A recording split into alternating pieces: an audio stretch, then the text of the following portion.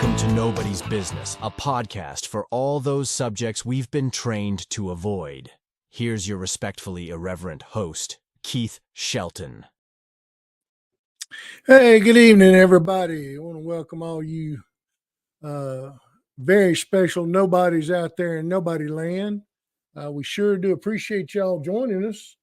And y'all hang on, I got to plug in my battery pack on my computer before I lose y'all. There we go. It always going to wait till the last minute to tell you that you've drained it all you can drain it. But anyway, so glad y'all can join us. We're going to do, Real Estate 101.2 tonight. And I've got a co-pilot.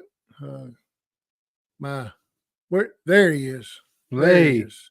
I'm not exhausted and about on my last leg tonight. We have a bye week in soccer, so. Oh, goodness.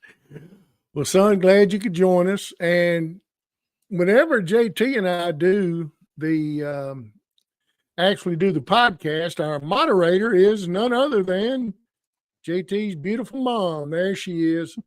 She's your wife too. Hey, sweetie. Hey. Well, I'm proud to be here, and I'm proud to ask y'all questions. Y'all have to behave because we're in front of a lot of people, and this is fun for me. So I'm looking forward to it. Okay. Y'all know everything, so don't have anything to worry about. We eat this stuff for breakfast. That's about right.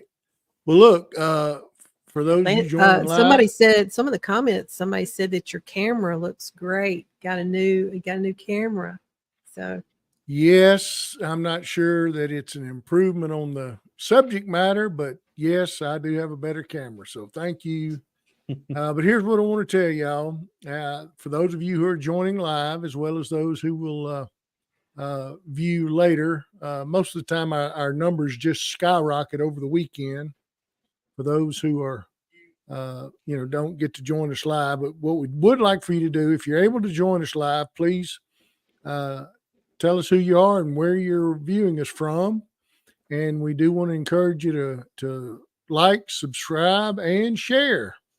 And like we said, tonight's episode, wait till next week. I'm not going to tell you who our guest is. We'll wait till a little closer in time. But we've already got next week's guest lined up. And one of the it's a person who has been on twice and gets some of the highest number of comments and text and follow-up emails asking, additional questions and things like that. So we're excited about next week. But tonight, since it's been quite a while since we covered real estate, and I tell you, it's a case of, real estate is something, and JT, you can give your 2 cents with it. You've been, you and I both make a living at it.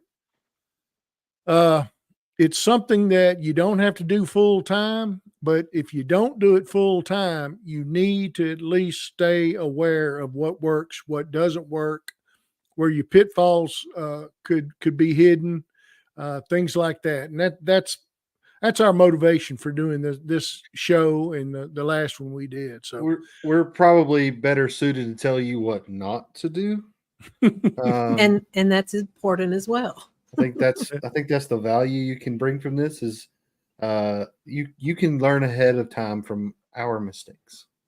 Yeah, I've been or what we've learned from other people's mistakes. Yes. Oh my gosh. That's the wise man who learns from the other man's mistakes. I never take joy in being able to say I told you so, but many times it's a case of get a new person I've never dealt with before, and they're bringing a problem to me, and I'm just going, what were you thinking? What did you expect to happen if this is the circumstances you created or allowed to be created? Someone from the office the other day said, I've never heard someone use the word stupid as eloquently as Keith Shelton does. And I've got the text to prove it.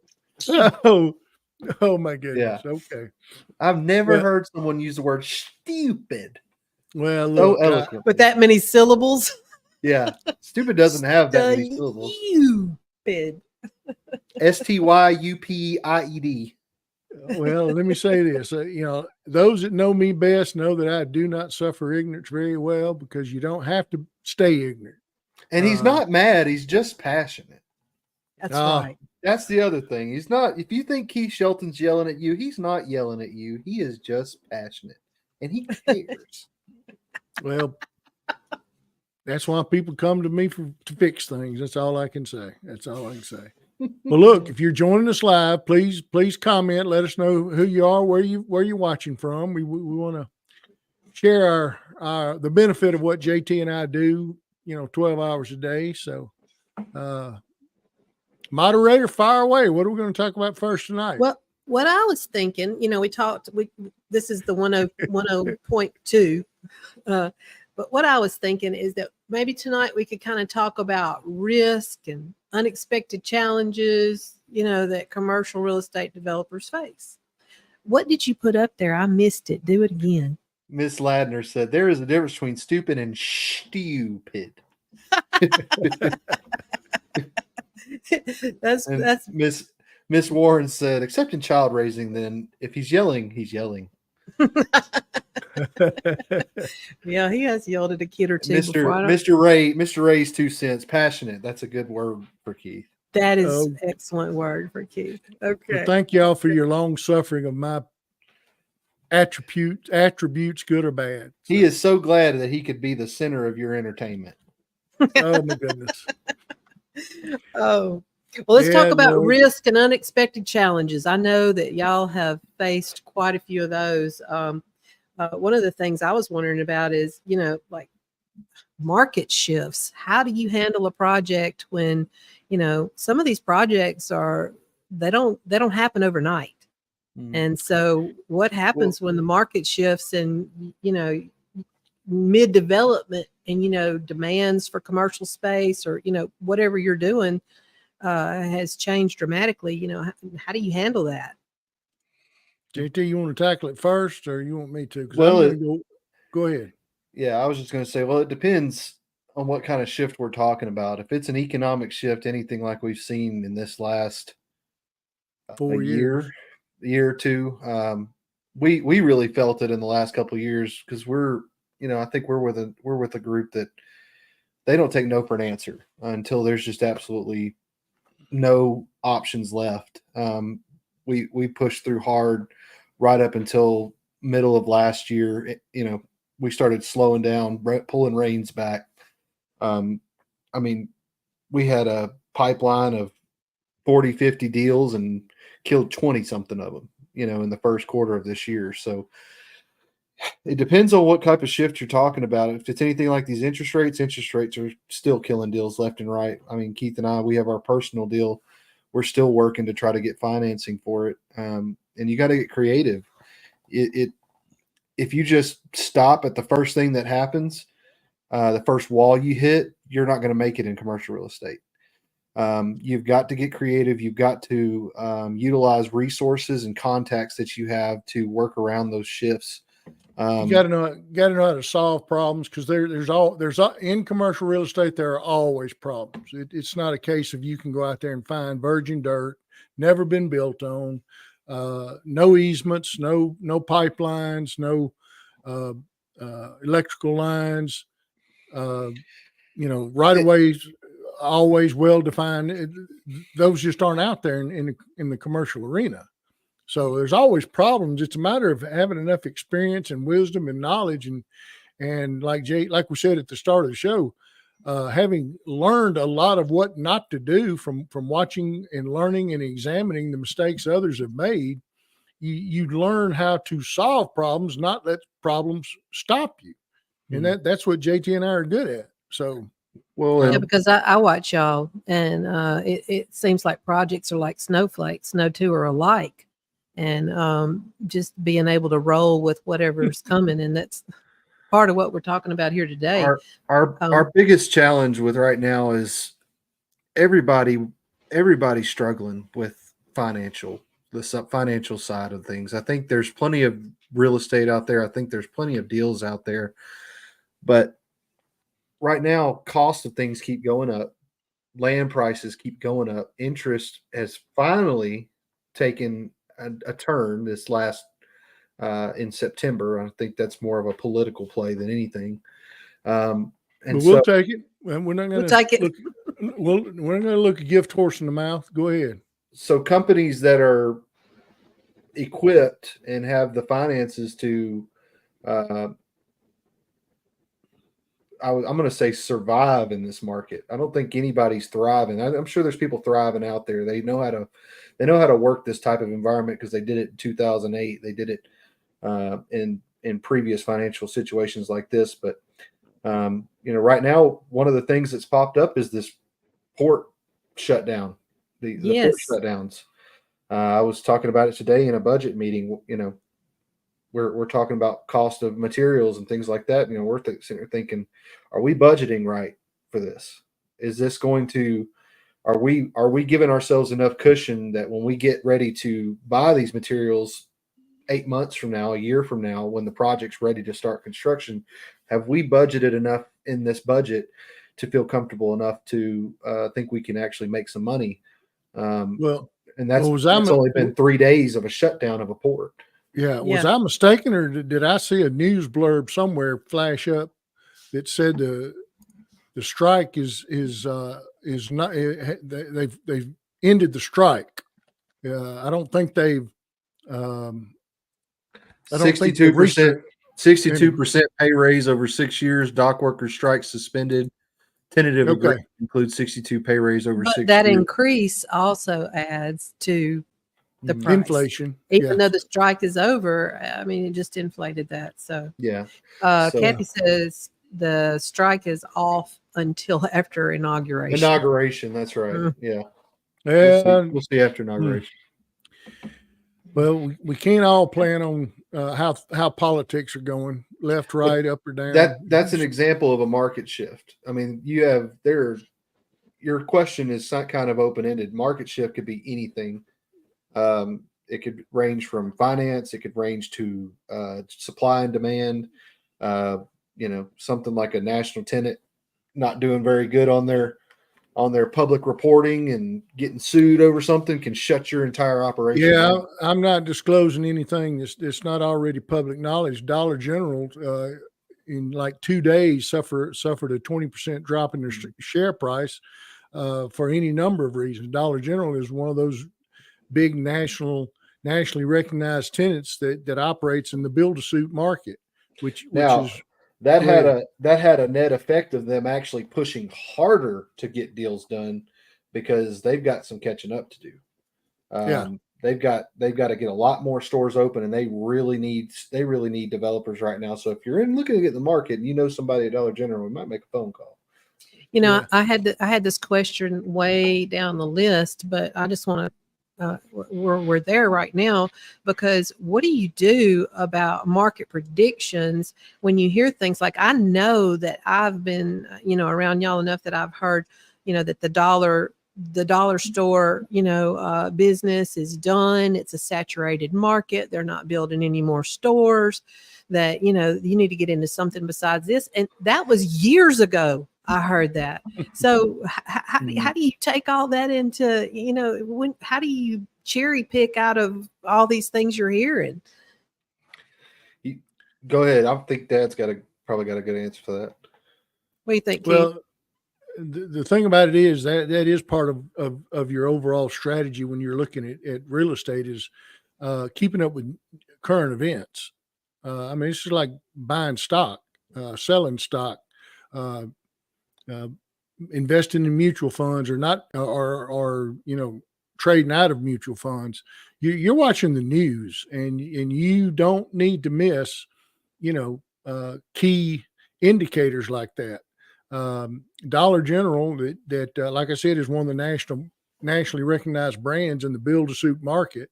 And if anybody needs to know what build-to-suit means, please comment and we'll be sure we cover it. But in the build-to-suit market, you got Dollar General, Family Dollar, Dollar Tree, AutoZone, There's Advance hundreds and Auto. hundreds of them. There's so many, Tractor Supply. There's so many that use that model to grow by. And that's how they have so many stores, is using the quote. It's called build hyphen to TO hyphen suit, SUIT, build a suit method of growth. Don't give it all away now. Make them comment. I'm not. But Good. That was a good lure. I like that. But if you're in the development business and you can hook up with one of these, good national tenants like that, you don't just put blinders on. You better be keeping up with the news. You better be, and that's what JT's saying is, to watch. That was one of my questions. What is a reliable source for that information? Surely, I mean, still the news is not necessarily that reliable. Well, watch your financial, like I keep open on my computer all the time, Yahoo Finance. Yeah. Mainly because it's self-populates. Those numbers don't lie. If you click on it, it's going to self-populate, and it covers things from real estate investment trusts to the stock market, the bond market, the mercantile market. Go ahead, JT. Get a hold of a good nationally recognized brokerage firm like NAI Wheelhouse, Marcus and Millichap, some of those groups. Get in tight with a broker there who is actively selling these deals on the secondary market. He knows what's moving. He knows what's sitting on the long time. Subscribe to a big brokerage market's newsletter. I get stuff from like the Boulder Group, Marcus and Millichap. They send out offering memorandums on properties for sale all the time. And every now and then they'll put out like a quarterly report and say, this is where cap rates were. This is where, this is what sold. This is what's been on the market for long. These are the types of deals that have been on the market for long sports time. So getting subscribed to some sort of professional group that deals in these types of transactions. They all have newsletters. They all have email, blasts that go out. That's a good source. But one thing, I was going back to what I think Mom had said. I need to rethink it, but go ahead and ask. Go ahead with what you're about to say, Dad. I've lost my train of thought. Okay. Well, everything we've said so far, we're talking from the perspective of a developer. Yes. Not everybody who's watching us, not everybody who's listening to us are thinking in terms of, well, I think I want to get into the development business. Let me tell you something. The development business is, if you had to draw a backbone, a spine, you just, when you're going from the feather end to the pointy end of an arrow, just right on it, risk and reward, because that's the development business. Unbelievably great returns are out there if you're a developer, but the risk are commensurate with it. High risk, high reward. Not everybody listening to us and not everybody who's watching us are thinking in terms of, well, I want to be a developer. Some people are sitting there going, hey, there's a for sale sign, this small strip center. How many of you know what a strip center is? Okay. It's a small shopping center. It's not a mall. It's not. That's not a hoochie coochie club. It's not a hoochie coochie club. No, but a small strip center. There's a sign out front that says for sale or available. That, without having to say for sale, that's how you know it's for sale. It says available. But anyway, there are people who just say, how much does that thing cost? Or how much does it cost to buy a building that's got 3 or 4 tenants in it? So you're more or less talking about being an investor from that standpoint rather than a developer, aren't you? Exactly. And that's what I'm saying. The people who are listening to us right now or will, be listening over the next week or so, or watching us, they're just saying, yes, I think real estate is a great thing to invest in. How can I do it? How can I get started? What do I need to look for? And I think when we're talking, stuff that it's like JT says, we eat it for breakfast. But some people, they're just trying to say, can I buy a piece of property that's already built, it's already leased up? Can I start that way? The answer is yes. But now go back to your question. The same thing happens. Market changes in the market dictate a lot of things about even somebody who's trying to buy and invest and receive the income off of a finished product, which you can have. I mean, how many of you know that a Starbucks property? Do you know Starbucks most of the time does not own the building and land that they are operating in? How many of you knew that? Okay, yes, that's on the secondary market. The developer developed that property for Starbucks, or else they wouldn't have bought the land. They wouldn't have built the building if they didn't already have a tenant for it. Okay, but when they do, they generally want to turn around and sell it on the secondary market. And that's where people who aren't in the development business, they just want a good steady stream of income. And so that's just an example of buying real estate as an investment. Now, let's go back to what I said a while ago. Just a small strip center. It's a small building. It can be old, it can be new, it can have a few years of age on it. But let's just say, it's over there on one of the main streets in downtown anywhere USA, and lo and behold, you found out it's got a for sale sign in front of it. Well, can you start there? Yes. Can you start by buying a duplex or a fourplex or an apartment complex? Yes. But now So what back. I hear you saying is that kind of a good way to break into commercial real estate, if you've got the money, especially, is to kind of get your toe in the water with becoming an investor in something that's already been developed. Don't be what? Could you like emphasize what you just said? Don't be stupid about it. I think he has to be mad. He can't just do it. He has to be mad. You've got different types of investors, though. You've got investors who want safe money. You've got investors who want to take risks. We were meeting with a financial advisor earlier today, and some of his clients, they as long as they're making 4% and it's a sure thing, they're good with 4%. They don't want to bump up to 10%, 20% because there's risk in it. It's all about, Keith said, risk and reward. And development, commercial real estate development has a high risk but high reward. There's other ways to get into real estate, and that's, you could be a broker. You might be, disliked by everyone in the industry, but you could become a commercial real estate broker. I hear that comment a lot. It's like, those dang brokers. That's how I started. I went and got my real estate license, and well, a little bit of background. I started in Keith's law firm as a legal assistant, and we worked for 6 different developers and got to see a lot.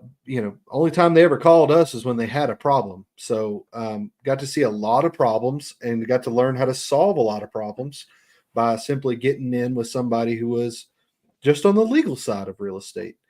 Well, that intrigued me and made me want to get deeper. And so I went and got my real estate license, started learning about brokerage and agency. I started out doing some residential, and then eventually I was like, I'm done with residential.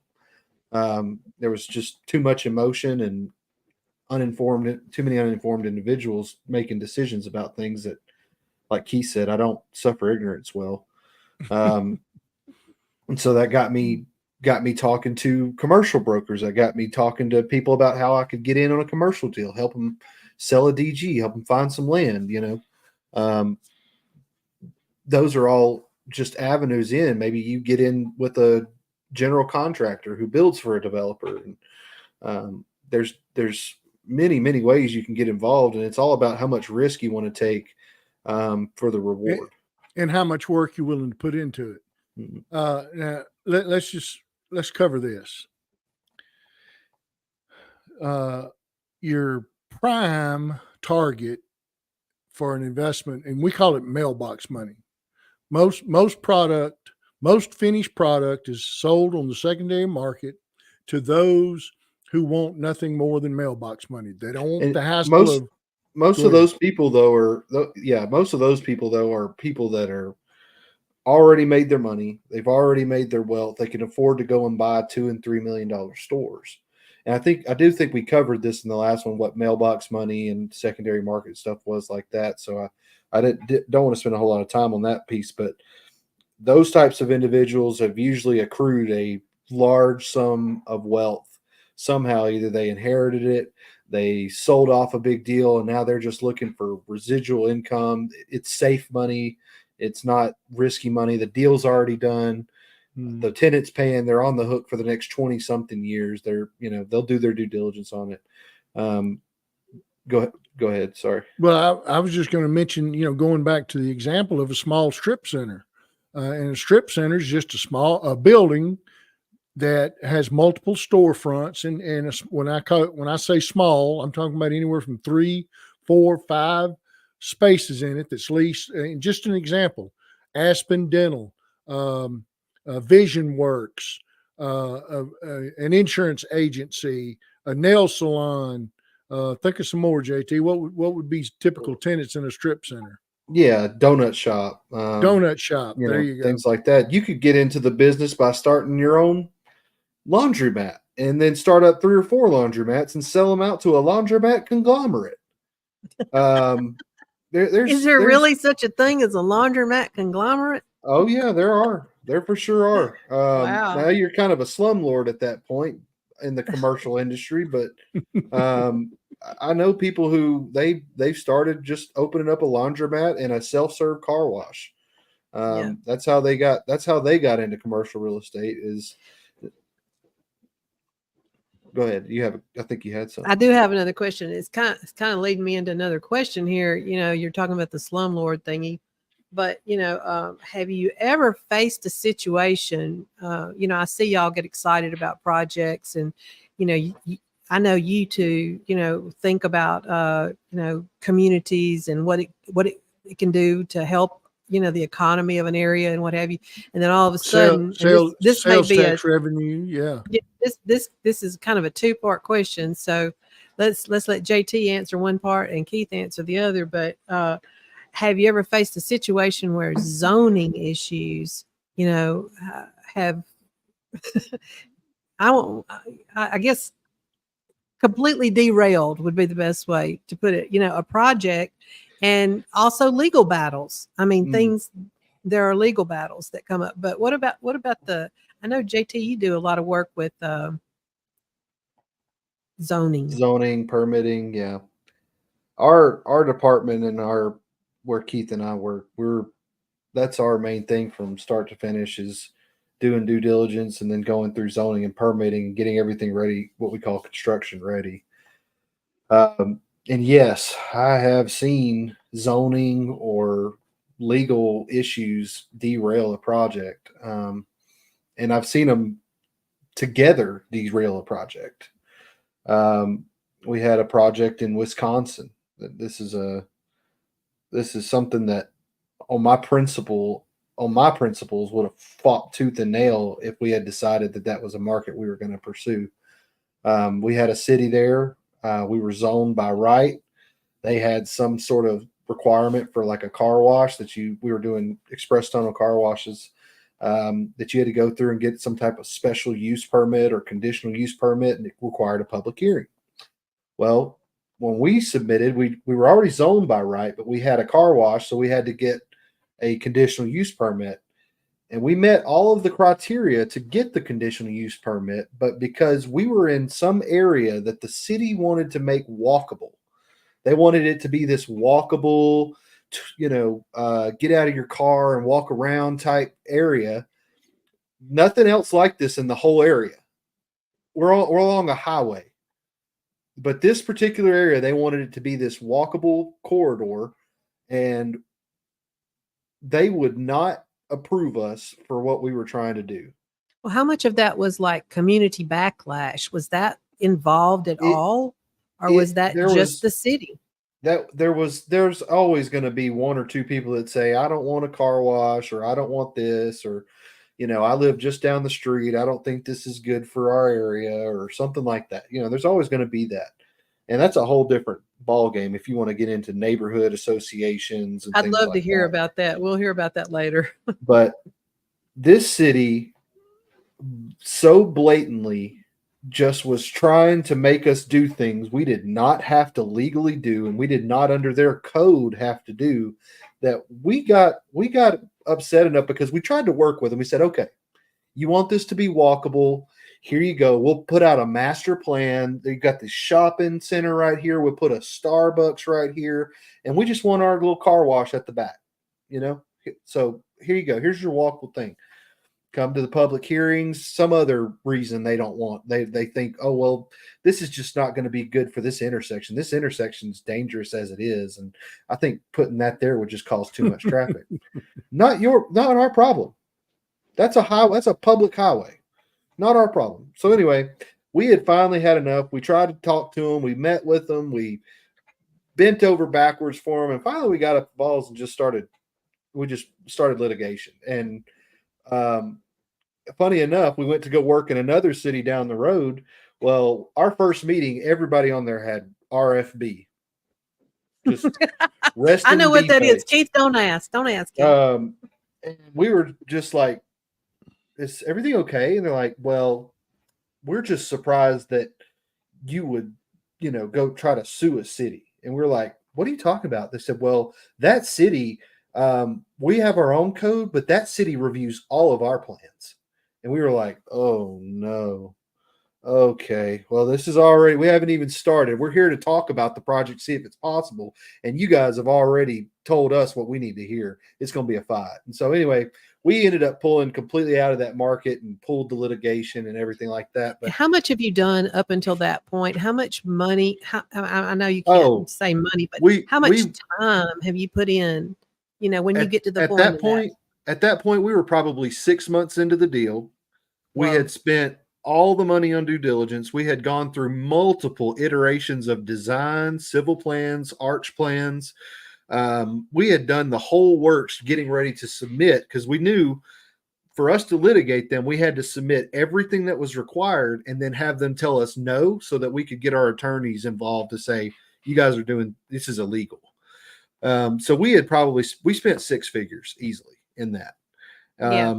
Now, the warning signs, I'm sure that's your next question. Were the warning signs there? Yeah, the warning signs were there. The first pre-app meeting, we call it a pre-app. It's our pre-application. We go in and say, hey, guys, before we start spending a bunch of money and doing all this, we want to talk to you about the project. What do you see for us? What can we do to make it easy for you when we submit this? And what things are you looking for? It's really good idea to do, because it lets the city know, hey, I want you to tell me what you need so I can serve you, so you can serve me. Well, when you get in there and they're already talking about, why do you want to put a car wash here? That's a red flag. It's like, well,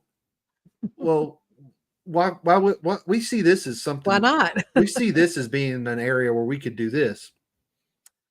Okay, well, that's not really your call. I mean, this is land that property owners have rights. We're buying the property. Yeah.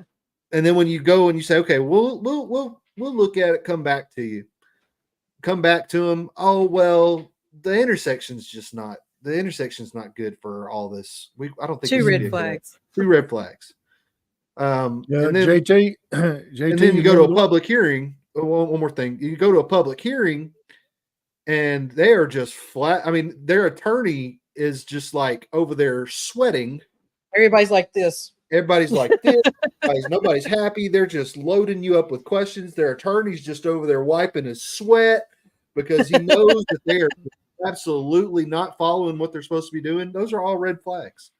Yeah. Now, we're the type that'll fight through it and get through it. We would have fought that to the end, because, man, you don't just invest six figures and pull out. Now, we had reason to, because we were already deep. And if we'd have spent any more money, it would have just been wasted money, because our client was pulling out of the market. So what were you about to say, Dad? Yeah, I was just going to ask you, do you remember the project we had in South Florida? different tenant different client we were developing for. Which one? Which project? They're all tough in South Florida. Oh Yeah. yeah. It's a coffee kiosk business, and we found a great piece of property on a street that had measurably 60,000 cars a day going in front of that site. A lighted intersection. I mean, it was a really good site, and we probably spent $30,000 or $40,000. But we did find out early enough that that main public road had been tagged by the county to be, let's call it, beautified up. They wanted, just like JT said, they wanted more walkability up and down the road. And I'm sitting here going, what are you going to do with the 60,000 cars you've already got going there? They're not going to quit using that road. That's why they're already there. Yeah. And, with 60,000 cars a day, but in any event, we ended up having to kill the deal just because every time we would draw a plan and try to give the city what they asked for, they would ask for more. And it just got to be so untenable that the client said, guys. Oh, they wanted a community park. I mean, we're talking about like 0.8 acres. We're trying to use like half an acre. And they said, well, what can you do with the rest of that? Probably use it for detention. They wanted. Tell people what detention is. Talk about detention is just like stormwater management area. And Florida gets a lot of stormwater. The ground is saturated. They don't even let you use public water for irrigation. You got to do a well, like a little irrigation tap well. You just drive a pipe, so many feet to the ground, and that's your water for your irrigation. Literally the water table, you might find the water table's like 9 feet below the surface of the dirt. Wow. But they wanted a park. They wanted this huge 10-foot sidewalk all the way around the property. They wanted benches. They wanted landscaping. And we were just like, the tenant we build for is one of the most successful in the country. And there's no inside seating. It's all, it's 90% drive through and 10% walk up. And the fact is, if you, and the city first made us move the building so that you cut what we call stacking, is where there's enough room for cars to get in line as they approach the ordering window. Yeah. And then the pickup window. Well, they made us move the building so that the stacking was cut in half, and that still wasn't enough. They wanted more landscaping, wanted more sidewalks, wanted attachability to the sidewalks in two different they wanted us to go after land next door. What is attachability? Well, if you're on a corner lot, you should have a sidewalk on one side and a sidewalk on the other. They wanted us to make it where you had a big, nice, walkable sidewalk coming from the sidewalks on the public streets to our walk-up window on our business. Oh my goodness! Yeah. Okay. Well, now, of course, we wanted that, but the way they wanted it built, they wanted it coming from the public sidewalk to the walk-up window on our client's building. They wanted it to look like a park. I mean, what killed it for us was when the city, we said, guys, this is it. This is all we can do.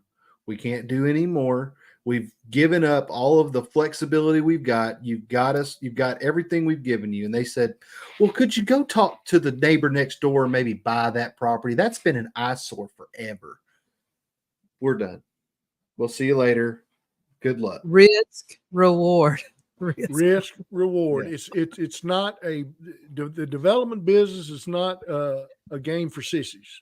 If you want to get into it, I'm gonna tell everybody who's listening right now and who will listen when they watch this, your biggest challenge is going to be the municipality. Every time. It's easy to rinse and repeat getting your due diligence done. It's easy to rinse and repeat putting plans together. what the biggest variable in every project you go to is going to be the municipalities you work with. Some municipalities make it real easy. They're very easy to work with. They want you love to come development. They love business. They love expansion. Our city of Lubbock, they love it. They love businesses coming in. They love to see development. They will do whatever they can to help. You come into some cities. But are those cities exactly where you need to be? Why would you not just go just to those cities if that's where your the client case? wants to go? Number one, That's true. your client, if your client has, for most national tenants, they have what are called seed points. They give a list of seed points out to their developers. They give it out to their real estate managers. Those real estate managers have their developers, and they give those to the developers, and they go after where they want them. So you don't really have the luxury of saying where you want to go. It's where your client wants to be. And if your client relies on heavy traffic, heavy neighborhoods, lots of rooftops, you are dealing with tougher properties inside of big cities. 60,000 cars a day means there's 200,000 people within a 1 mile radius. So that's right in the middle of a metroplex area. The reward for developing in South Florida is absolutely phenomenal, but the risk is just horrendous. So you don't want. It's not for the faint of heart. Your next biggest challenge is if you have to go to public hearings for what you're doing, depending on where you go, your next biggest challenge is the neighbors. That's if you've got residential neighbors that get noticed, and now what's going to happen is if you have a public hearing, most public hearings require you to send out a notice to everyone who lives or owns property within 400 feet of the property. In a metroplex area, we had one project in South Florida that there were 2 huge apartment complexes and townhome complexes where people own units in those townhomes. And so there was like 400 people in one property that we had to send a notice to. You know how many people show up to the hearing? Maybe 2 or 3. Really? Yeah. And then one neighborhood association. If people don't, what would that look like? What would that notice look like? It's a piece of paper that says, it's a piece of paper on the city's letterhead that says, hey, you are hereby noticed of a public hearing regarding this property for this project. The hearing's at this time. This is the scope of the meeting. You have the right to come to the meeting and speak on the in the public forum if you have objections or things like that. Yeah, but JT, go back to a term you used earlier, permitting by right. Okay. These public hearings that you have to go to and things like that, they're not everywhere. They're not right. Because if you are fortunate enough to find a piece of property that is perfectly qualified for what you need to do, all you got to do is satisfy city requirements and you're in. That's what the law says. Easier said than done. He says that's how it's supposed to work. Well, and it's like I said, you can find a piece of property that's zoned for a restaurant. Mm-hmm. Okay. But the ordinance is usually going to say something to the tune of the presumption is inside seating, sit down only. Mm-hmm. If you need if the restaurant operator wants a drive-through, then that's let's say 95 times out of 100 that requires a special use permit just because it's a drive-through. Mm-hmm. By right, if we were going to build a steakhouse, no drive-through, no walk-up pickup, no drive-through pickup, just an inside seating steakhouse. By right, if I'm properly zoned, I don't have to worry about a public. All I've got to do is go throw my sign on the building and open up for business. All I got to do is meet all their requirements for getting construction permits, health license, stormwater review approval, all that's handled by the city staff. Okay. It's when you have to have something special. It's either a rezoning, a special use permit, If you could be Uh, changing lot lines, that goes through a replat Yeah. process. Sometimes that can be done administrative. Sometimes it requires a public hearing. And that's what JT's talking about. It's not all the time, Mhm. but it's most of the time, simply because of the way municipalities have written their development ordinances. Sometimes you can get away with, sometimes you can get away with workarounds. Like if you have a tenant who has outdoor display of trailers, and the city has an ordinance that says anything that has heavy equipment display has to have a conditional use permit. Well, how bad do you want to fight it? Can your tenant move that stuff to a screen fit behind a screen fence? You won't have to go through a conditional use permit. There's ways that you need a professional team and of engineers, architects, and someone versed in dealing with permitting and development to help you through those nuances. Mhm. Well, back to what I was saying, we had to go through a special use permit type deal because we had a drive-through client. The property was zoned properly, so we could put the coffee stand there. But because he had a drive-through element to it, the city required him to get a special use permit in order for that For it to be a drive-through. to be a drive-through, and so that required a And public so, hearing. I mean, what are drive-throughs? I can see some issues with drive-throughs because it's traffic, right? Mhm.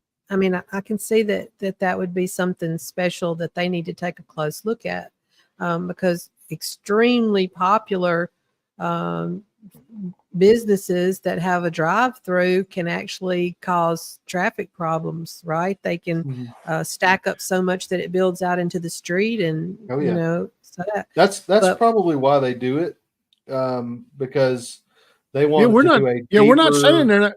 Yeah, we're not saying they're not justified Sure. in theory, but every time something like that uh, is in front of you trying to develop, that is one more opportunity for the vote to go against you.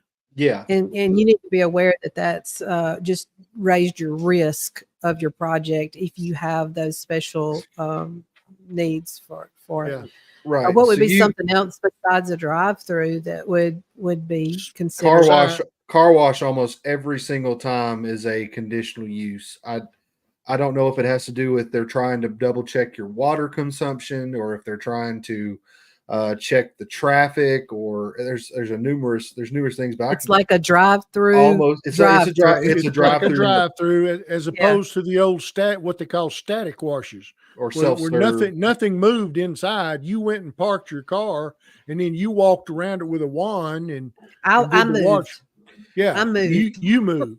So Well, Yeah. those, that's a car wash. Well, it's zoned for a car wash. But if it has a drive-through element to it, in other words, if it's automated and express, which is what all the new modern ones are, has to have a special use permit. and some places we don't. Some places a car wash, because it's defined as a car wash, is a use by right. And in some places they say, well, I think I interpret the code as you are a drive-through and I require you to go through the special use permit.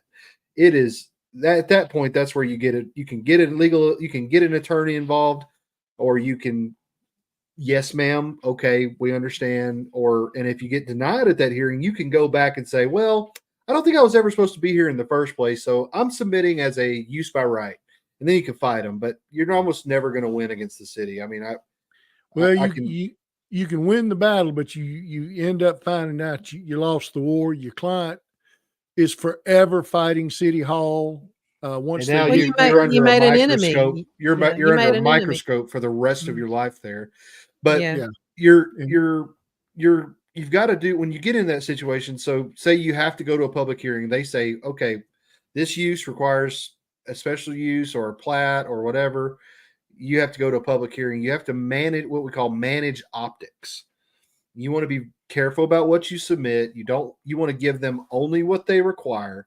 Don't try to educate them. Don't try to give them all the answers or think you need to explain something further. You give them what is required.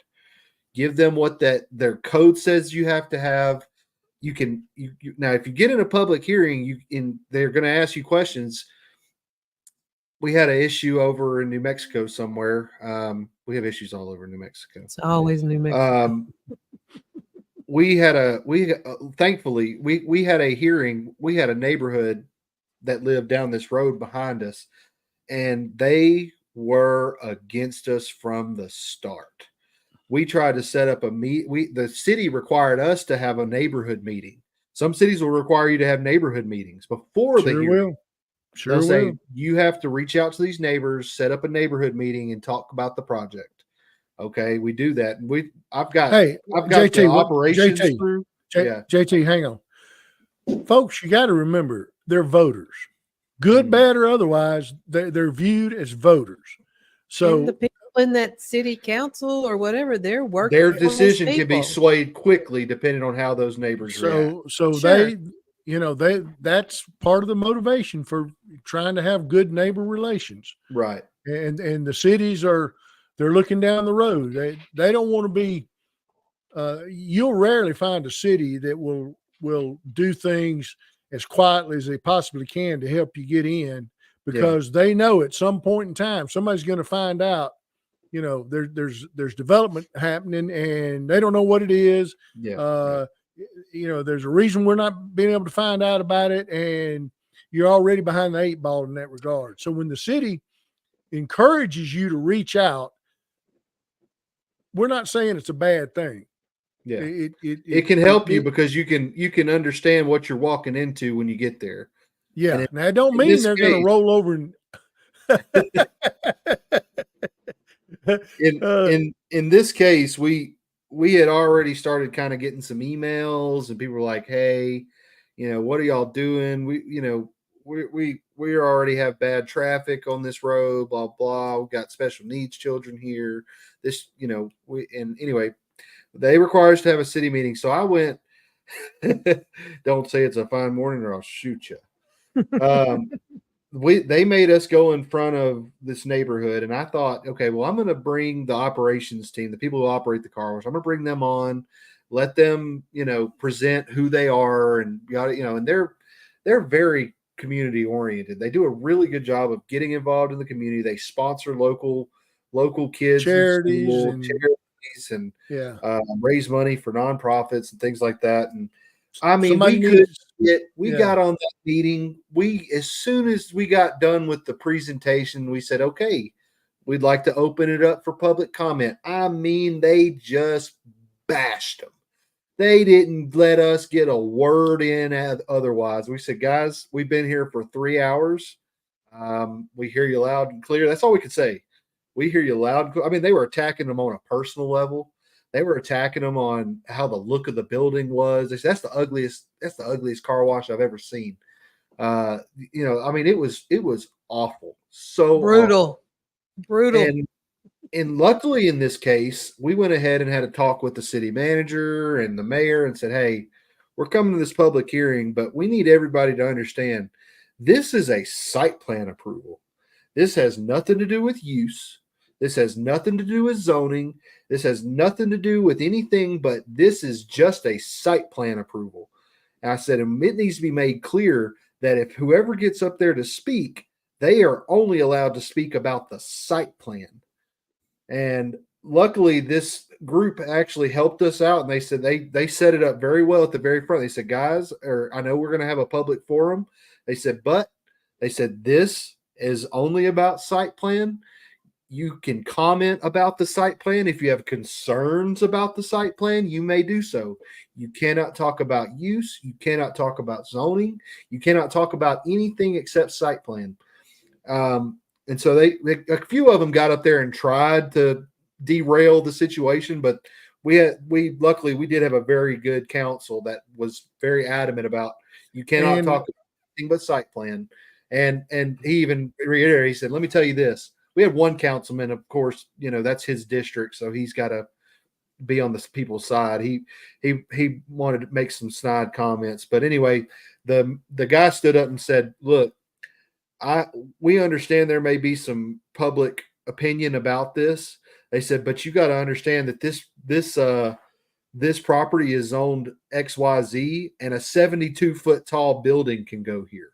So if you're worried about your view of the mountains, just imagine having a 72-foot tall building on Ooh, it. So, that yeah, helped.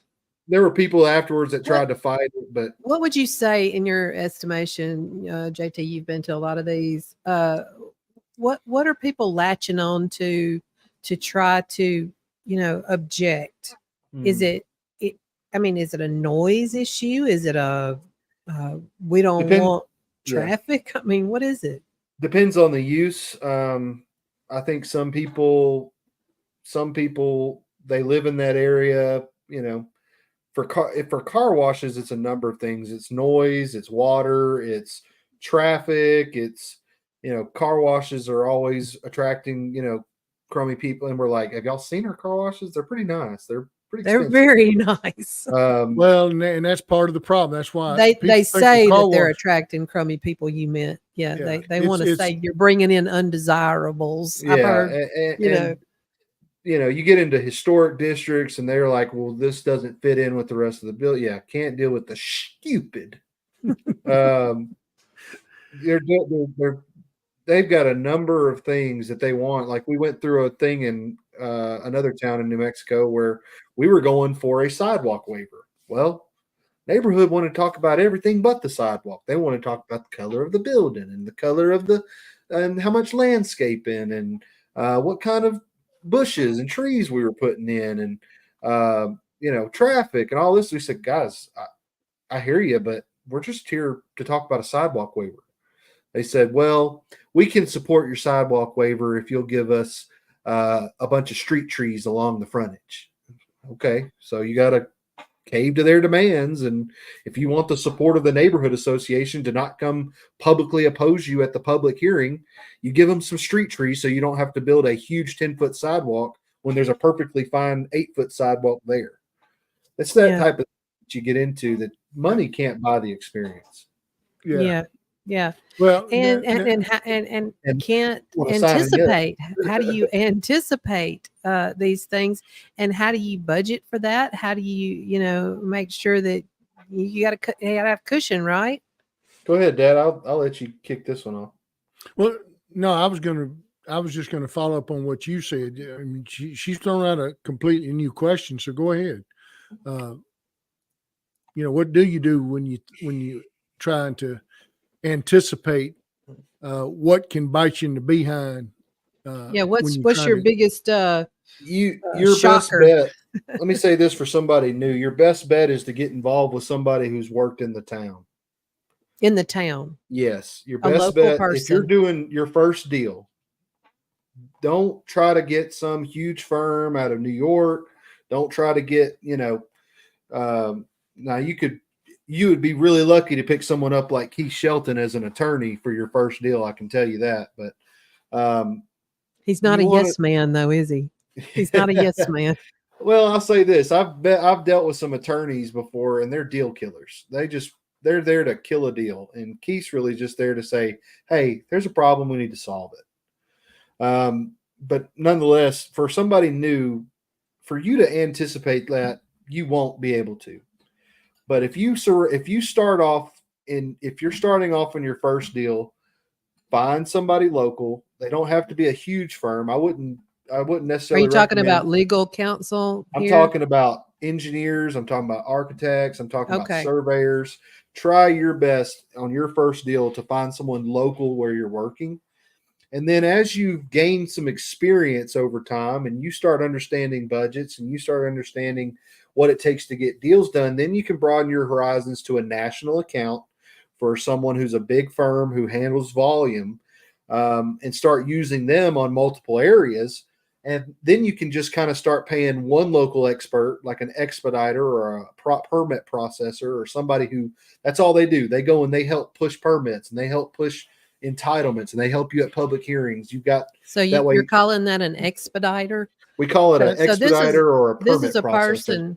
This is a person who knows Travis down at City Hall, that knows Miss Betty and knows where to take and can go to lunch with the city council members and how to talk to people and their personalities. He knows which luncheon to go to that all the city council members are going to be there and he can get you a seat at their table.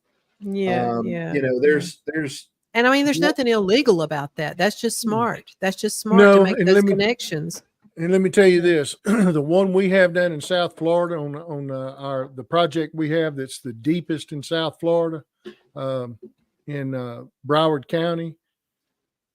This woman knows everybody. She is she is the ultimate professional. Nobody could say anything bad about her.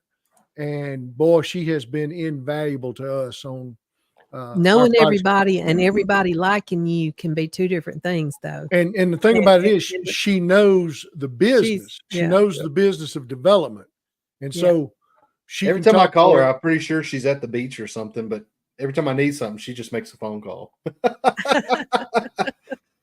She used to work she used to work for the city and used to work for the county, so That she helps. knows their process. She The knows ins and everybody. outs. Yeah. Well, Kathy says, "What's the topic?" Well, the topic is real estate 101.1.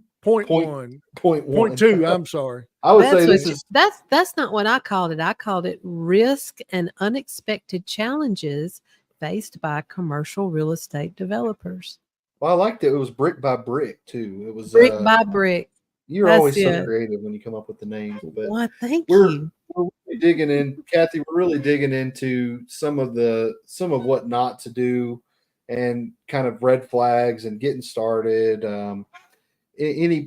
Anybody right now? We're talking about We're actually talking about the development segment of the business. Yeah. what I even have kind of a dream that eventually I would be able to open up my own consultant firm that people say, hey, I want to build Sell your this, or knowledge. Sell your knowledge. Exactly. I want to build something here. What do you think? What do you think it's going to take? And I can go and help, make some introductions and help them understand what they need to do and what things they need not to do in this city. Or, I have a dream one day that might be something that's a business for me. That would be my advice to someone starting out. If it's your first project, wherever you're working, really try to do local first, because the people who are local have knowledge of the area. They have knowledge of what the city wants. They have knowledge of the other professionals in the town. They can recommend the right people to help you get the job done. You're not always going to find the right guy. You're going to find the wrong ones every now and then, where you're like, I'm not using them again. Yeah. I have had those. But it's a good start. You don't want to try to get somebody that's a huge firm that's the first suggested ad on Google, because they may be a big firm, but you're just a number at that point, and you need somebody So much, local. I've heard you say this so many times, JT, that so much of this business, and I know this is probably true for a lot of businesses, but it's relationship. Oh It yeah, is those relationships that you can build with people, and trust and loyalty. And the firm we work with now, one of our real estate guys used to work for Family Dollar. All of the clients that we are bringing in right now for our development are all contacts that he used to have where he used to work at Family Dollar. They've all spread out and gone to these different clients, and they all used to work for him. And so he makes a phone call and says, "What are you doing now?" He said, "Well, I'm working for AutoZone." "Oh, cool, man. Well, I'm working for a developer now. What do you think? You want to hook up?" "Yeah, I need some help in Arizona." "Great." amazing. That he made all of those contacts working for one big firm. And I've learned that just by visiting some of these clients at their headquarters. All these guys came from different retail tenants. One guy was in the gas station business. Now he works for Tractor Supply. One guy was at Family Dollar. He works for AutoZone now. One guy worked for, Family Dollar. He's real estate. He's a real estate manager for Tractor. They all work together and they all know each other.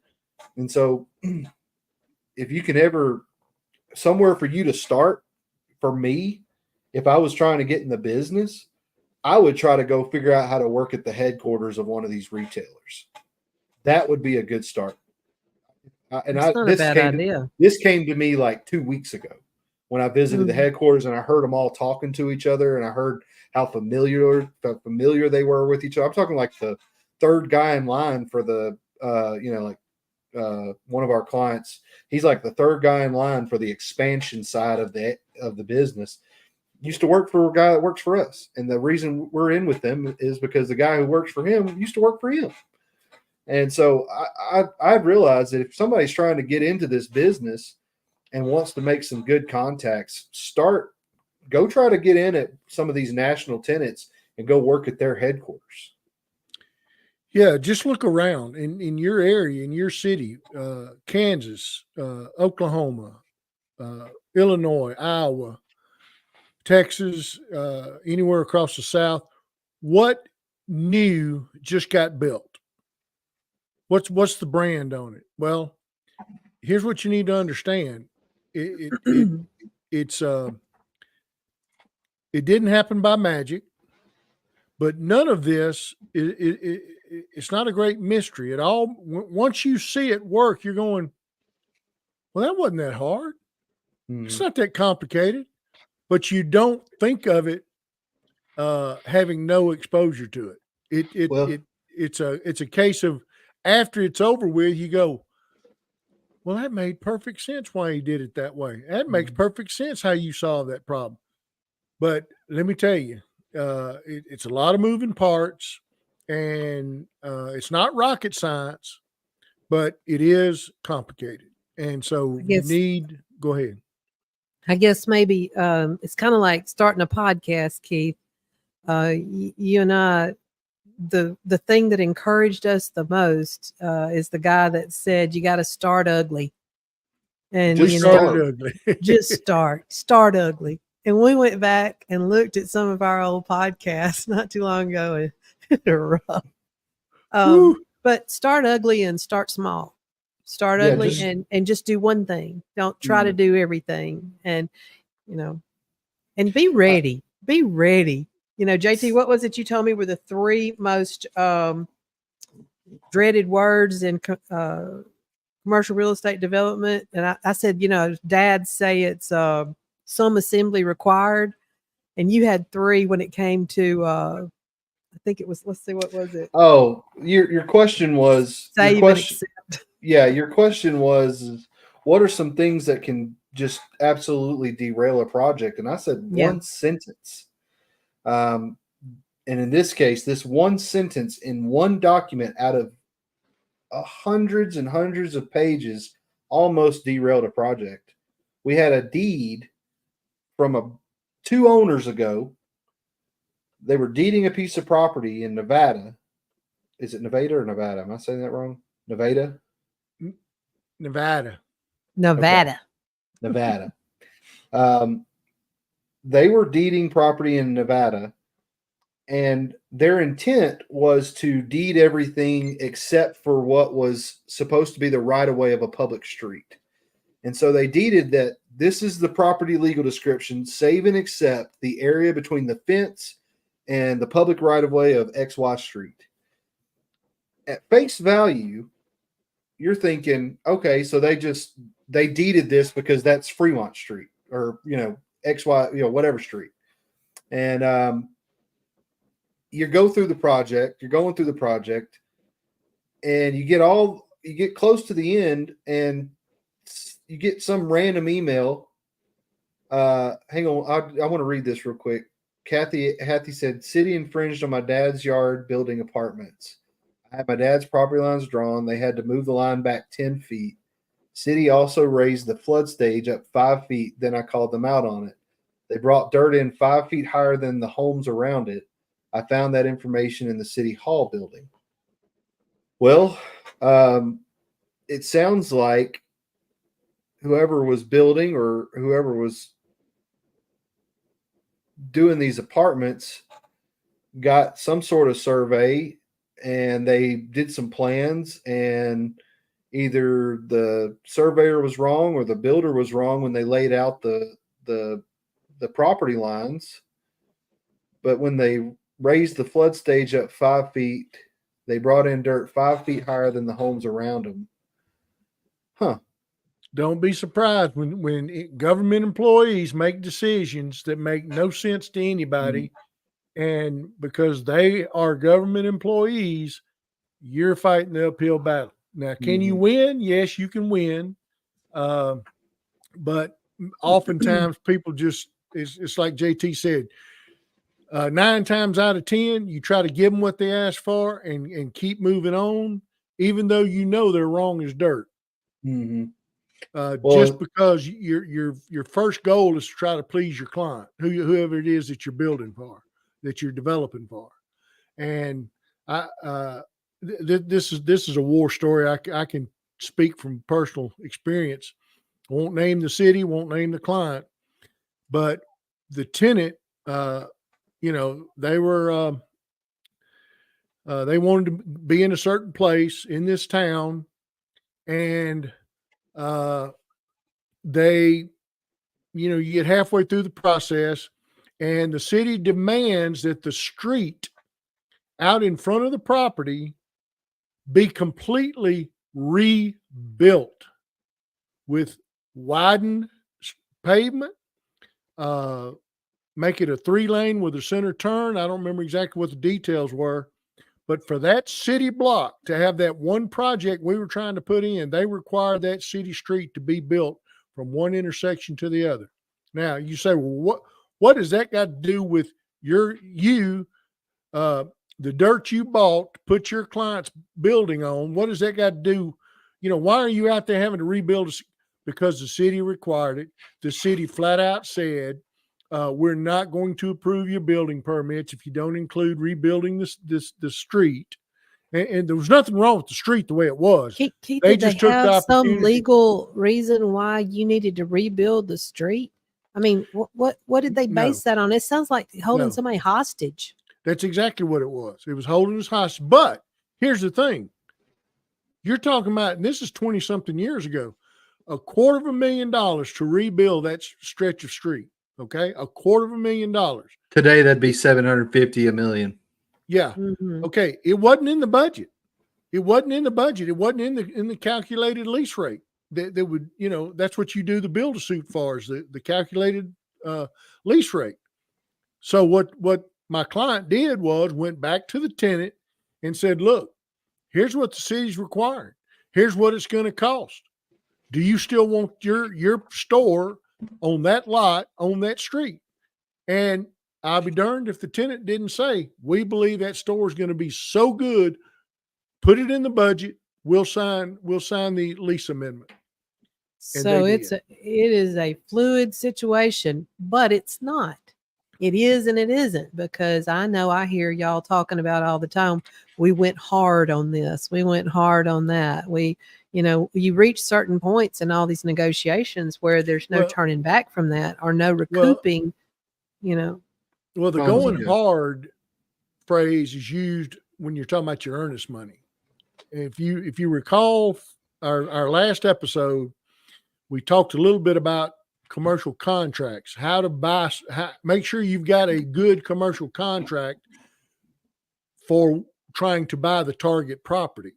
Okay. And I mentioned the free look. Well, when you go hard is when your free look has expired, and you have to decide, because that's what a free look is. If it's a true free look, that means I can terminate that contract for good reason, bad reason, or no reason at all, and I get all my earnest money back. That's I want to say this though: a free look, that's misleading, because all that looking costs a lot of money. It does, but we're talking about just the contract elements right now. It's free. It doesn't cost us anything to put it under contract, because we have the right to cancel the contract as long as we're in our feasibility period or study period. Sometimes it's called either one, but that's what the free look is. But when you hear us use the phrase go hard, it's because we did as much due diligence as we could do during our free look period. And we're getting close to the end of our free look period, and you have to make a decision.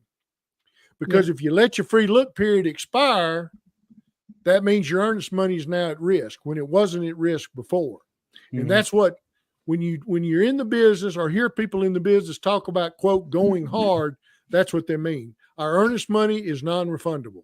I do And so- understand that.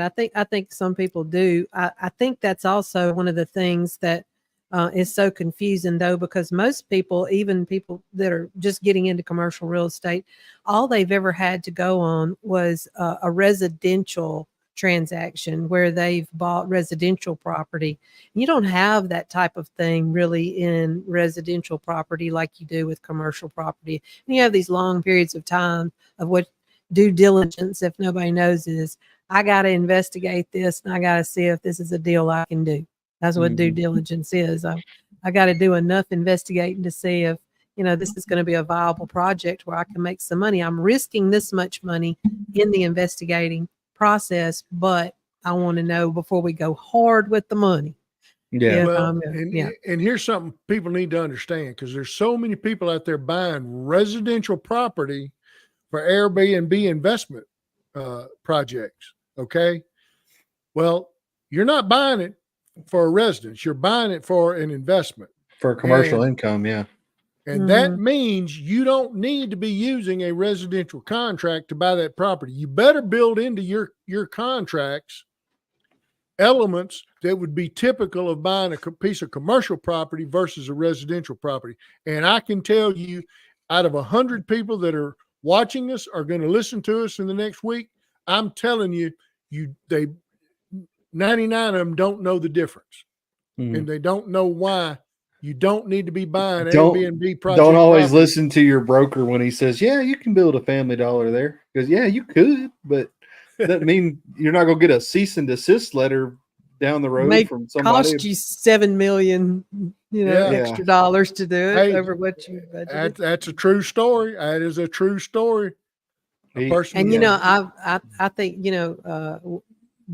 one of the biggest nightmare stories ever was when you get back title on something and you find out that it's not just really owned by that person. It is owned by them and all their 12 brothers and sisters who live all over the country and are not speaking to each other and don't even know they own it. Yeah. Don't even get me started on that kind of situation. Good. So there are places where people will want to back out and drop back and punt. Let's just say. Well, and look, people need to understand, real estate agents and brokers, they don't get paid unless the deal goes through. And so when somebody called somebody and said, hey, I need you to sell this piece of property for me. Well, guess what? To me, the person that's got good sense would say, okay, well, let me check the record and make sure that you own this property. Because what you find out is this person don't own the property. This person is one of 168 heirs that owns that property. He wants to act like he's in charge. He wants to act. Is that like a true story? 160. That is a true story. That is a true story. A project. That's called a true Dollar, nightmare, not a true story. A project down in Houston, Texas, in the Harris County area for a Family Dollar. We found out there were 160 something heirs because nobody had ever bothered probating a will or an intestate estate. And so property never changed out of great grandma's ownership. Great grandma was busy. Yes. She had lots of children, and they had lots of children, and their children had lots of children. And that's another one of those where the tenants, the client said, we want that location. If you can make it happen, we'll pay whatever it costs to get the heirs all found and sign the. And if the tenant's willing to pay, you're willing to find a way and fight to make it happen. 2 months later, the last heir was found and the signature was obtained. 2 months later. That's 2 months. That's amazing. And that's amazing. No. You can get about.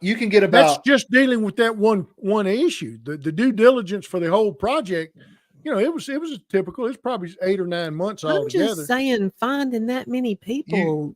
You can probably fit about 2 signatures and 2 notaries per page. So that's 80 something pages of just signatures. Yeah. And you better hope you got a title company that knows how to, do the research and make sure all those names were the right names, and know what documentation to ask for, stuff like that. Our technical people, Kathy wants to know, is there a way to send a screenshot? That would be JT Yes. Shelton. I sent you an email address. You can send it to nobodiesbusinessmedia@gmail.com. There you go. Yeah, that's us. We can Oh, do a little investigation right now. We'll see we work through a problem right now. These guys, do you remember Major Payne said, "I am in the killing business and business is good." Y'all are in the problem business and business is good. Well, I like the way Dad always phrases it. Nobody calls, and I'm not an attorney, but I did stay at a Holiday Inn Express last night. Nobody calls your attorney to say, "Hey, I'm doing great. Everything is fine. I just wanted to call to say hello." Nobody. So nobody. When I worked for Keith, when I worked for Keith, I that was all anybody called about. "Hey man, I got a problem. You think you can help me with it?" Yeah.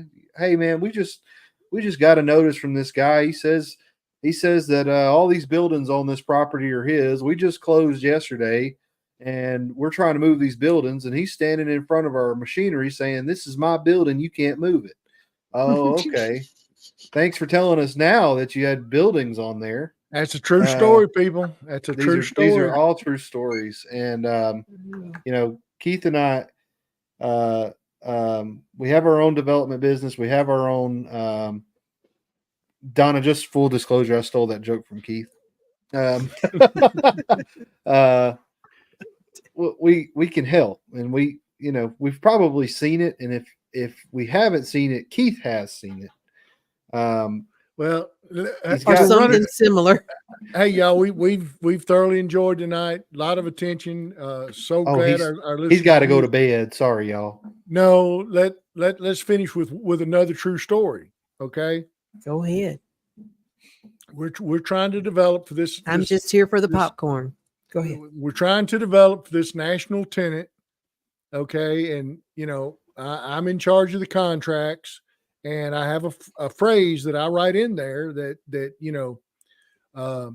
title work says legally you own the land, but you're warranting to us, you're warranting and representing to us that nobody has any claim on this property except you. So that when we buy this property from you, better not be somebody come up later and say, "Oh, well, I had a lease on that property. I had a license to use the sign. I had a whatever." Okay, we have language in there that says that the seller warrants and represents that he knows of nobody that can claim they have the right to that any right, not ownership, but just any right to the property.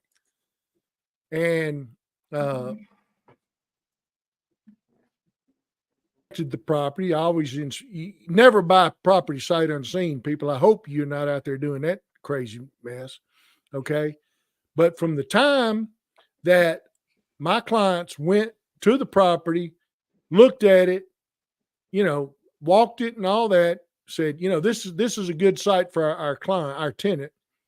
And okay, well, they come back and they decide to move forward. All the due diligence checks out and we get ready to close. Well, we require the title company to send the surveyor back out there to do a surface inspection. Well, guess what showed up on the property?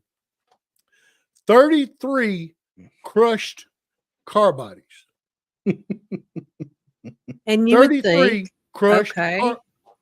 Well, it wouldn't seem like that big of a problem. I mean, you're just buying the property with some old junk cars on it. Well, first thing is they belong to the seller. And we're going, what are you doing? Why would you knew we were fixing to close on this property tomorrow. Why would you put, oh, they were new? No. He moved them out there. Body, that's what I'm saying. My clients' representatives who went and did the walkabout on the property, they weren't there. We get ready to close on the property. There's 33 crushed car bodies out on the property. And so we assume it's the sellers. We call the seller and say, "Hey, what in the world are you doing? You knew we were closing tomorrow. Why'd you?" They're not mine. I don't know whose they are. So we got on the phone. We called the title company and we said, there will not be a closing tomorrow. Why were we in the right to do that? Because There will not be I'm seller, sorry, you glitched. There will not be a what? there will not be a closing tomorrow. In other words, Oh, we're not going to go through buying this property until we resolve who those car bodies belong to, because that is prima facie evidence, because the seller said they weren't his, that somebody thought they had the right to put those car bodies on that property that was our target property, right? right. And that was a violation of the contract. So when the seller found out that we had stopped closing until we get this resolved, guess what happened the morning of closing? Even though he didn't know who they were, didn't know how they got there, guess what happened with the car bodies the morning of closing, which was less than 24 hours after we had made the phone call? They're gone. Miraculously, they disappeared. We Wow. never knew whose they were, where they came from, but What do you but think the apparently- purpose was? What do you think? I mean, that sounds nefarious. I mean, what was going on there? we Reading have between the no lines. idea. But here's what you need to understand. Once you buy the property, the problem's yours. Was he going to just cause a problem? We have no idea.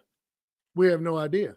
Maybe But you he's can't trying to take get that rid of chance. Can't Maybe he's take that trying to get chance. rid of 33 car bodies. We don't know. But that very thing happened to us down in Del Rio, Texas. There was a small office building on a piece of property we had bought, and without anybody asking me, they went ahead and bought the property. Well, the site superintendent would move that little building over here, and he'd do a little work, and he'd move it somewhere else, do a little work. He ran out of places to move the building. Well, nobody bothered to tell the seller, hey, we're not closing until that building's gone. And then when they kept calling the seller, say, hey, come get your building. He finally said, that's not my building. So there we are, stopped in the middle of trying to build what we bought the property for.